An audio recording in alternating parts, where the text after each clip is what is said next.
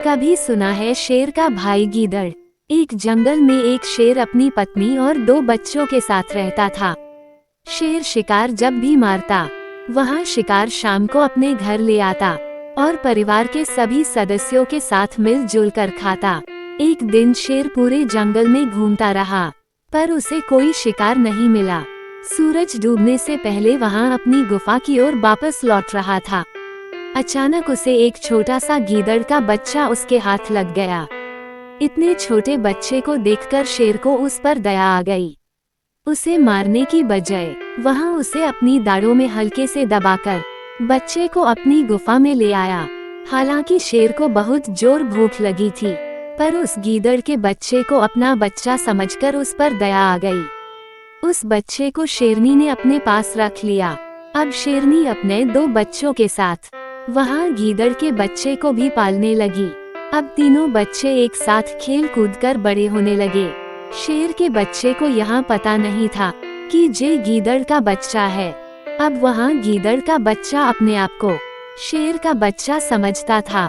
गीदड़ का बच्चा शेर के बच्चों से बड़ा था, इसलिए दोनों शेर के बच्चे गीदड़ के बच्चे का आदर सम्मान करते थे। एक दिन जब वे तीनों घूम रहे थे, अचानक उन्हें सामने से एक हाथी आता दिखाई दिया। शेर के दोनों बच्चे गरज कर उस पर कूदने वाले ही थे कि अचानक गीदड़ बोला, यहाँ हाथी है शेरों का पुराना दुश्मन, इससे उलझना ठीक नहीं होगा, चलो यहाँ से भाग चलते हैं। इतना कहकर गीदड़ अपनी दूम दबाकर वहाँ भागा। शेर के दोनों बच्चे एक दूसरे का मुंह देखते हुए चुपचाप दोनों पीछे की ओर चल पड़े। अब घर पहुंचकर दोनों बच्चों ने हंसते हंसते उस गीदड़ की कायरता की कहानी अपने माता और पिता को सुनाई। एक ने कहा, हाथी को देखकर बड़े भैया तो ऐसे भागे जैसे उन पर आसमान गिर रहा हो। बच्चों की बातें सुनकर शेर और शेरनी हंसने लगे। अब दूसरे शेर के बच्चे ने कहा, यहाँ तमाशा हमने पहली बार देखा है। दूसरे बच्चे की बात सुनकर शेर मुस्कराने लगा। अब गीदड़ को बहुत बुरा लगा। गुस्से से गीदड़ की आंखें लाल पीली हो गई, उसके ओठ फदफदाने लगे और गुस्से से वहाँ गीदड़ बोला, तुम दोनों अपने आप को क्या समझते हो? शेर ने जब देखा कि बात अब बिगड़ने वाली है, तो गीदड़ को एक और ले जाकर उसे समझाने लगा, बेटा ये तुम्हारे छोटे भाई हैं, इन पर इतना क्रोध और गुस्सा करना ठीक नहीं है।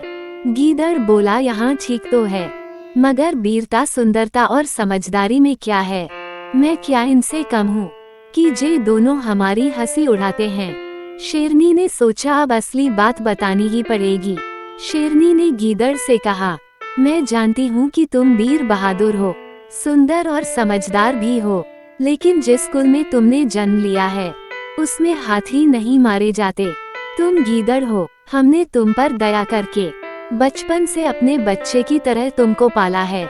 इससे पहले तुम्हारे भाइयों को पता चल जाए तुम यहाँ से चले जाओ, नहीं तो जे तुम्हारे भाई तुम्हें जिंदा नहीं छोड़ेंगे।